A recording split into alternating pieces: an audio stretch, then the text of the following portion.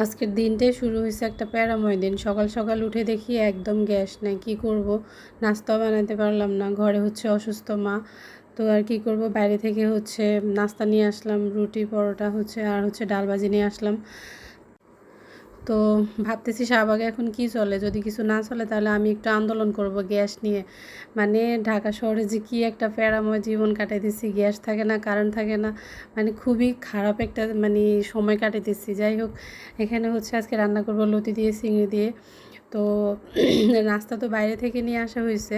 নাস্তা করে হচ্ছে ভাবলাম যেটুকু গ্যাস আছে একদম খুবই কম, এক করের চেয়ে তো কম ছিল গ্যাস। তো আমি যাটুকু ছিল ওটাতে হচ্ছে ভাত বসাই, একটু একটু ডিম ডিম ছিল ওটাতে রান্না করছি ভাত। ভাতটা হয়েছে ভালোই, কিন্তু আমি লতিটা বসাইছি। বসানোর পরে হচ্ছে আমার মানে মশলাটা কষানো হওয়ার পরে একদম গ্যাসটা গেছে, মানে একদম পুরা মানে নাই হয়ে গেছে, পুরা মানে হাওয়া হয়ে গেছে গ্যাসটা। তো এই যে দেখেন কি অবস্থা, দেখেন এই যে গ্যাসটা টোটালি চলে গেছে। কয়েকবার ট্রাই করলাম, মানে চুলা তো জ্বলতেইছে না। তো আর কি করব, মানে লতি তো শক্ত হয়ে যায়, একটু আগুনের আঁচ পাইলে পরে যদি মানে প্রপার আগুনটা না পাই লতি শক্ত হয়ে যায়, আমাদের নোয়াখালী ভাষায় বলে ঠরে যায়। যাই হোক, পরে আমি হচ্ছে রাইস কুকারে লতিটা রান্না করে নিলাম।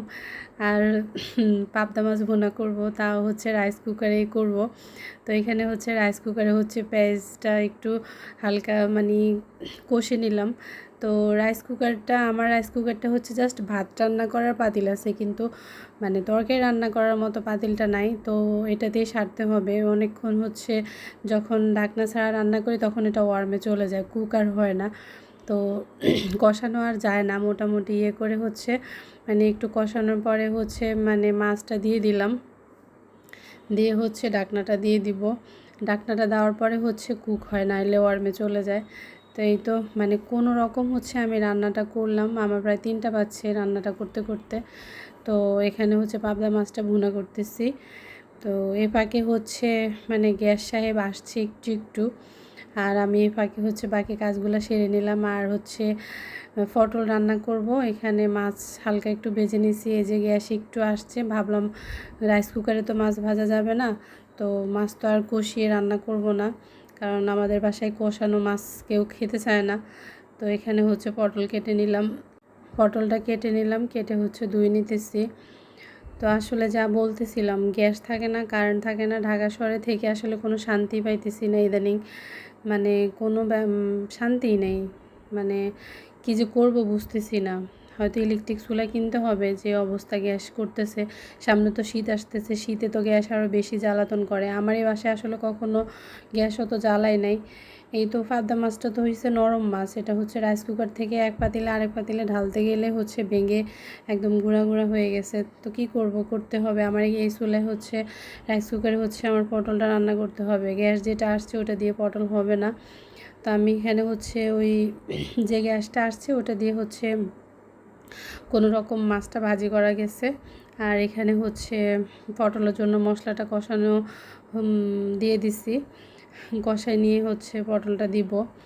তো এই তো মাছটা ভাজি করা হয়ে গেছে, আর হচ্ছে মশলাটাও কষানো হয়ে গেছে। এখন হচ্ছে পটলটা দিয়ে দিব। পটল আসলে আমার খুব একটা পছন্দ না, কিন্তু আজকে কেন জানি রাইস কুকারে রান্না করাতে মনে হয় আমার খুব ভালো লাগছে পটলটা খেয়ে।